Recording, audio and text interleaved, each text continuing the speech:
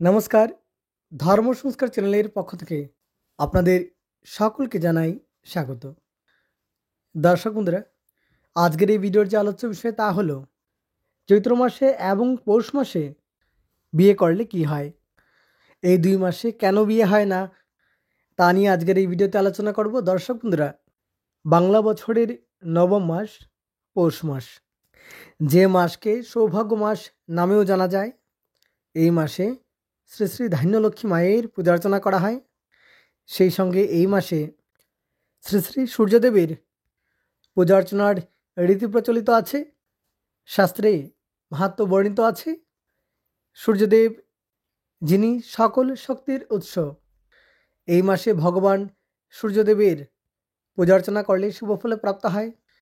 তৎসঙ্গে এই মাসে মকর সংক্রান্তি উৎসব পালিত হয়। যদিও এই মাসে বিয়ে হয় না, বিয়ে সম্পর্কিত কোনো শুভ কাজ এই মাসে করা হয় না, এমনকি কেনাকাটা পর্যন্ত করা হয় না।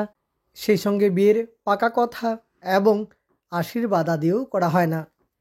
দর্শক বন্ধুরা, কথিত আছে পৌষ মাসে বিয়ে হলে কন্যার জীবনে বিভিন্ন ধরনের সমস্যা উৎপন্ন হতে পারে, দুঃখ কষ্ট লেগেই থাকে, তাই এই মাসে বিয়ে হয় না। অন্যদিকে চৈত্র মাস বাংলা বছরের দ্বাদশ মাস বা বছরের শেষ মাস। এই মাসে একদিকে যেমন গাজন উৎসব পালিত হয়, সেই সঙ্গে চৈত্র নবরাত্রি পালিত হয়। সেই সঙ্গে এই মাসে শ্রী শ্রী মা শীতলা দেবীর পূজা অর্চনা করা হয়। সেই সঙ্গে বিভিন্ন দেবদেবীর ব্রত পূজাপাঠ আদি করা হয়। যদিও এই মাসেও বিয়ে হয় না এবং শাস্ত্রে কথিত আছে এই মাসে বিয়ে হলে কন্যা মদনোন্মুক্তা হয়, অর্থাৎ নেশাগ্রস্ত হওয়া। তাছাড়া চৈত্র মাস বসন্তকালের মাস, শীতের পরই বসন্তকালের আগমন হয় এবং এই সময়ে শারীরিক এবং মানসিক পরিবর্তন দেখা যায়, তাই এই মাসে বিয়ে হয় না। তাছাড়া দর্শক বন্ধুরা, পৌষ মাস বা চৈত্র মাস, এই উভয় মাসেই ফসল কাটা হয়।